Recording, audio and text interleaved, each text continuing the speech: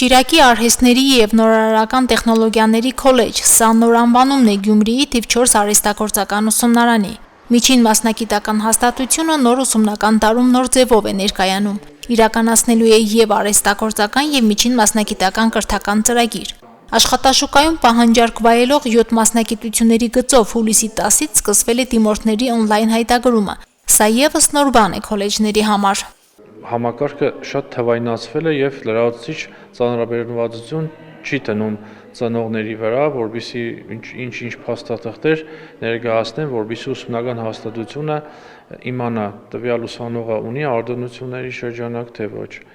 Էլեկտրոնային միասնական հարթակում են հավաքվում դիմորդին վերաբերող բոլոր տվյալները։ Առցանց եղանակով ընդունելությունն ավելի պարզեցված է, բայց ծնողներն ու դիմորդները տվյալներ մուտքագրելիս նորից հանդիպում են խնդիրների։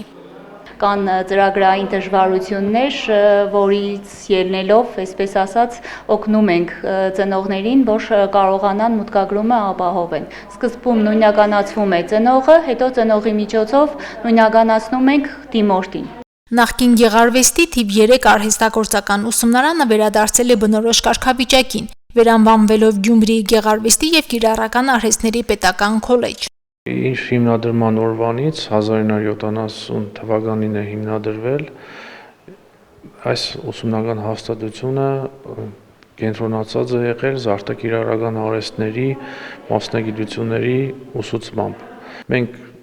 լիազոր մարմնին խնդրեցինք, որ մեզ վերադարձվի ժողովրդի մեջ արդեն հանրահռչակված Գեղարվեստի, որը բոլորը այդպես են ընդունում այս ուսումնական հաստատությանը։ 7 մասնագիտություն են սովորեցնում, որից 5-ում ամեն տարի դիմորդների մեծ թիվ են ունենում։ Ընդունելությունը կազմակերպում են մրցութային կարգով։ Մի շարք արհեստներ ու մասնագիտություններ, որոնք մոռացության են գնում և փոխարինող կադրերի խնդիրն է ավելի խորանում, պետությունը գերակա է ճանաչում դրանց նկատմամբ արտոնություններ սահմանելով։ Այս մոտեցումը որոշ մասնագիտությունների համար միջին մասնագիտական հաստատություններում շոշափելի արդյունք է տվել։ Փայտամշակման արտադրությունների շահագործում և տեխնոլոգիա մասնագիտության կահույքի զարդային տարրեր որակավորումը և մանրահատակագործական, ապակեգործական աշխատանքներ մասնագիտության հյուսն որակավորումը։ Խառատ, դաշբին, կազաերակցող, գերակա մասնագիտություններին, այսինքն պետության համար առաջնահերթ ու կարևոր, այդ մասնագիտությունը դիմողները առաջին կուրսում հիմնական կրթության հիմքով միանշանակ բոլորը, անկախ նրանից վիճարով են ընդունվել թե անվճար, կստանան 50,000 դրամ կրթաթոշակներ։ Նախկին թիվ 1 ուսումնարան նոր անվանումով Գյումրիի կիրառական հմտությունների պետական քոլեջ դիմում են հիմնականում նրանք, ովքեր շուկայի պահանջարկին հարմար մասնագիտություններ են ուզում սովորել։ Դիմորդները շատ են խոհարարություն, վարսավիրական արվեստ, զարդային դիմահարդարում և մատնահարդարում բաժիններում։ Խոհարարական գործ մասնագիտությունը ամեն տարի մենք բացում ենք 2 խումբ։